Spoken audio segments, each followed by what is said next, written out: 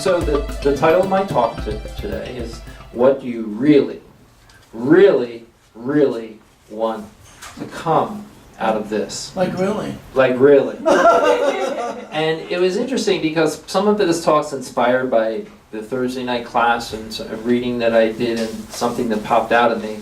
But what came to mind when I did this reading was there was a television show which is, in a way, we wouldn't necessarily call very spiritual because of the main character, but it's called The House of Cards, and it's on Netflix.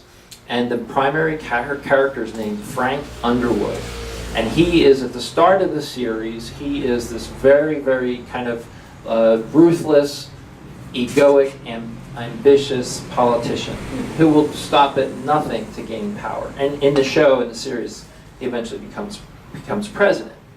But what made me think about this is that as part of this climb to the presidency, there was different political moves taking place. And at one point, he had this woman colleague who was a congressman. At that point, he was like the minority leader or the majority leader. The Democrats were in power. He was portrayed as a Democrat in this series. And this colleague he saw was ambitious and bright and talented, and he wanted to move her into a position of power. And so when he was talking to her about what was going to be necessary, it was going to be like all these really devious moves. He would ask her, what do you want? And she would give like this kind of trite answer or superficial answer. Oh, I want what's best for my constituents. And then he was like, no, what do you really want? Oh, I want to help my party, be successul. No, what do you really, really want? And he kept going with it, and it was much more dramatic than I can actually do. I'm not necessarily an actor, but it was like this high tense drama moment. And he was getting down to like the ego and the naked ambition that the ego sometimes has, And so it's a very, very powerful scene. And I think that's one of the wonderful things about theater and about movies, in that there's a way in which they can portray the layers of our motivations that sometimes go on. And the Course in Miracles does this in a way also. Because, a lot of times there are these different kind of ideas that are percolate through the Course. A lot of us are Course in Miracles students. We come to the study of spirituality. We're really nice and kind people. And sometimes what the Course in Miracles challenges us to do is to sometimes go beyond that. It's really challenging us to go beyond some of what we see. The Course in Miracles says this: the answer I give my brother is what I am asking for, and what I learn of him is what I learn about myself. And so we know that the Course in Miracles is a discipline. It's not the kind of discipline necessarily where you go off to the mountain and meditate on high. There are those kinds of spiritual practices. But this practice is really done in union, in relationship.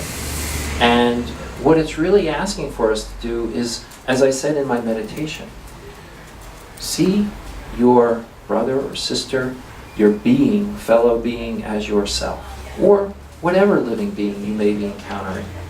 And how is it that you are going to respond to that person?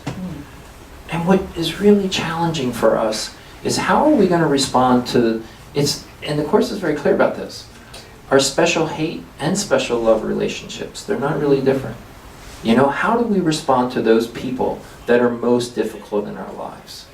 Because it's a mirror. They're showing us our deeper self that we can't see.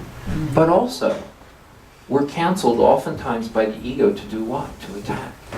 We're counseled to attack. All right? So who do we want to attack? We want to attack the bad guy. We want to attack the person that's not good. And the Course tells us, the script is already written. We come into this world, folks, and there are folks that play the good role and folks that play the bad role. And a lot of us spiritual folks, we want to play the good role, and that's okay. But the Course reminds us This past week in my Thursday class, we read this, we read a section that brought up this idea of the face of innocence. Now this is from the Course, so listen to what the Course says about the face of innocence. Now normally you would think that, sitting here talking to you, if I said the face of innocence, you would think, what do you think of? Oh, you think of a baby, you think of a child, you think of someone who's like having this wonderful experience as the face of innocence. But the Course teaches us that there are ego dynamics going on too, and it uses it a little different way. Here's what the Course says. Beneath the face of innocence, there is a lesson that the concept of self was made to teach, and it uses the capital S. It was a lesson in terrible displacement and a fear so devastating that the face which smiles above it must forever look away. So this is one of the primary ideas of the Course in Miracles that we kind of have to come back. It's a little hard. It may not always be inspiring, but what it's kind of saying there is that, our egos want us to believe that we're totally innocent, blameless, and victims. That's what it wants. And so we're cool, man. I'm not responsible for this big mess that's going on in the world or in my life, right? That's what it wants us to believe. And so we can portray the face of innocence. But really, what's really going on is that we have to go a little bit deeper. We have to go a little bit deeper, and the Course really challenges us to challenge that piece. The world has a script. The ego has a script. The ego wants us just to go along and get along, right? That's what the ego wants. It just wants us to fit into the world, to do what the world tells us to do, to play our role, and that's been ascribed to us. And sometimes just fit in. And sometimes following the norms is a good thing. But I know a lot of the people in this room, and I know a lot of Course students, and we have another perspective on that. I know a lot of us have said, you know what, following the norm doesn't always work. And following the norm isn't always the best way. And it's asking us to ask questions. Now, in that reading that Reverend Vincent did so well, there was a talk in there about the leader and about the follower. And it says that we play both roles. And don't we? I mean, you think about it. Don't sometimes you want to go out there and you want to be the alpha person. You want to be the one that's in charge and that's leading.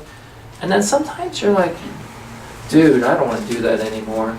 I don't want to be in charge. I let someone else do it. And that's how, we can see that in ourselves, and we can also see it in our, kind of in our relationships. And what that's saying to me is that, the Course says we all have authority problems, and we all have these challenges that take place. And what the Course wants us to do is, the Course doesn't want us to deny these challenges, right? Look deeper, right? What do you really, really want to come out of this, right?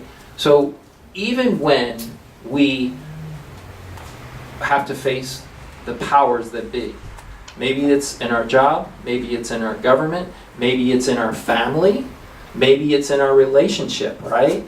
Whenever we want to face these things, we also have to look within ourselves.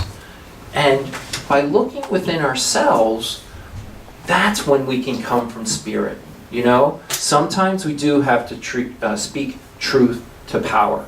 Sometimes we do have to. And it doesn't just have to be the government. It can be in our own lives. And it's scary, isn't it? Sometimes it's really, really scary because it means that things could change. It really, really does. Another area that the Course kind of challenges us is that, the simplicity of salvation. The world again has the scripts. Hey man, what's going to make you happy? Right? What's going to make you happy? Oh, my job is going to make me happy. That cute piece of whatever is going to make me happy, right? My status. Oh, I'm a big deal. I'm a big person in the world. It's going to make me happy. And we know it's not true. It's really not true. I'll give you a little example.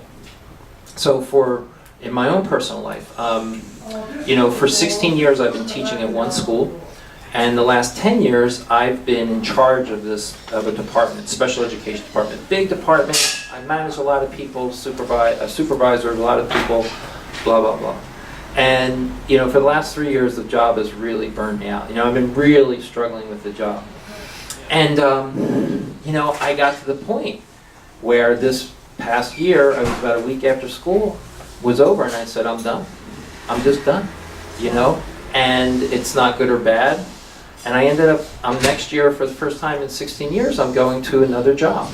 Much smaller school setting, much different kind of issues that the students are dealing with. They're students with kind of emotional challenges, anxiety, depressive disorders, and things like that. And, but what got me to that position was the adversity, right? Like, all right, I was well liked by my department members. I was well respected within the school. I had all these nice things, it was cool. And I had this status and blah, blah, blah. But what it came down to in this kind of like decision is that, well, those are okay things, but they're not what's important. Right? They're not what's important. And there were certain things about the job that I realized I couldn't heal. Like I was going through them over and over again. Some of Steve and Vincent and Reverend Steve, Reverend Vincent, Reverend Deuce out there, they all know, some people that know me know certain challenges that I had. And it's not really necessary to get into those. But what I realized is, you know what? They're not healing while I'm sitting here in this position. And so they just may have to heal by me going on somewhere else. And sometimes that happens. Because the truth of the matter is, folks, that all healing takes place in our minds. Whether we can do it with a brother and sister face to face or not, it's still happening in our minds. And so, we come up with this question, right? Which the Course is constantly coming back to us. What do I really, really, really want to come out of this? And the Course in the lessons this week, it said, I could see the peace of God instead of this. Now that's a tough one. It's a beautiful, beautiful lesson. Right? Simple, but not easy. Right? What is necessary? I had to get, like in my situation, I had to get to the point where the pain was more, than the payoff. Okay? The pain was more than the payoff. And now, it's totally shifted.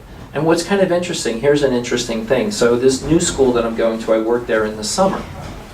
And they made me the PE teacher for one of the classes. I teach other classes, but they made me the PE teacher, small school. So the kids said they wanted to learn to play football, and I used to coach football. And so I got these kids, I taught them how to play football, basic football. And we had our gratitude circle at the end of summer school on Wednesday. And you know what they said? Half of them said the best time they had was playing football. All right. And their kids, like I said, these kids are anxious, depressed, and most of them would never even participate in football. So there you go. You never know where the healing and the miracle is going to come, right? I had no idea. I'm just trying to come up with ideas to get them involved, to do something rather than sit, we walk them out to Golden Gate Park and they want to sit down and not do anything or climb a tree, and which is okay too, I guess, but that's what they did, and so I had no idea. I was just doing, following Holy Spirit's guidance. Okay, you get these kids, you try to get them to do a game, and okay, let's play kickball, and then 4 of them go the other direction, and it, you're like, okay, now Johnny, come back over here, and so we don't know these things, and it's just sometimes following that guidance and seeing what happens that day, and that's what the Course in Miracles teaches. Just be open to the guidance, and I have to tell you that for this, my own, this really, really what do you want to come of this? It's I honestly thought it was going to be harder for me to leave my current job because of all these things. And you know what? I just let go. The need for status, the need for being the head honcho, the need for, or whatever was there. And I think I was fairly humble about it, but there were nice perks. I was like, I'm done. I'm letting it go. I'm going back to the classroom. I'm going back to more human contact. I got a healing discipline that I can bring to these kids, and guess what? They're going to bring it to me too, because, when they're coming in and goofing off and not listening, I have a lot to learn from that as well. And so what I want to encourage everybody in terms of, like our study of A Course in Miracles is, sometimes our decisions are between a rock and a hard place. They're not easy. And often many of our decisions are like that. There's definitely give and take and things that can happen. But, if we look at it, if we're willing to go beyond the face, underneath that face of innocence, underneath what may be the status quo, and really ask, Spirit will show us the way.